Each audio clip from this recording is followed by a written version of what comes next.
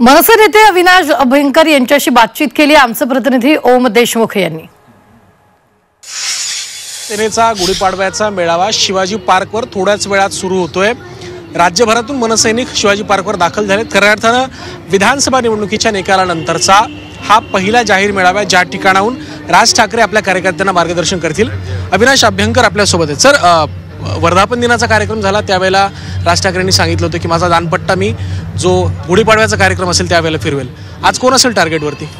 सर्वप्रथम महाराष्ट्रातील जनतेला गुढीपाडव्याच्या आणि मराठी नवीन वर्षाच्या खूप खूप शुभेच्छा।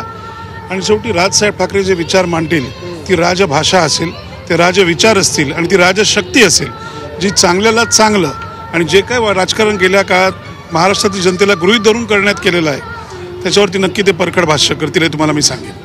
तुम्ही इतर पक्षांचा जर इतिहास बघितला तर त्यांना यश मिळायला किती वर्ष लागली होती, त्याच्यापेक्षा जनतेने आम्हाला स्थापनेपासून आजपर्यंत उत्तम असं यश दिलं। आम्ही चढ पाहिले, उतार पाहिले आणि त्यातनं आम्ही सर्व महाराष्ट्र सैनिक हे दावून सुलाखून निघालो। परंतु राजसाहेबांचे विचार आणि राजसाहेबांचे संस्कार असल्यामुळे सत्तेकरता काहीही हे स्वतः राजसाहेब ठाकरे करू शकत नाहीत, खुर्चीकरता काहीही हे राजसाहेब ठाकरे कधीही करू शकत नाहीत। ते जे बोलतात ते खरं बोलतात, ते जे मांडतात ते परखड असतं। आणि दुसरं आपण म्हणतो की सत्य परेशान होऊ शकतं है, पराजित नाही।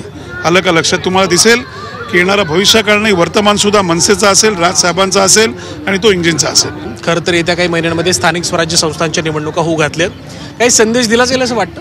हे बघा, तुम्ही आपण सगळेच थांबू, सफर का फल मिठा होता है, आम्ही त्यांची वाट बघतोय महाराष्ट्र सैनिक म्हणून। परंतु एक नक्की, ते जे मांडतील ते या महाराष्ट्राला नवीन संपूर्ण नवीन दिशा देणार असेल, ते या महाराष्ट्रातील जनतेचं कल्याण करणारं, नवनिर्माण करणार असेल हे मात्र नक्की। ओमप्रकाश केवटसह मी ओम देशमुख, झी मीडिया, मुंबई।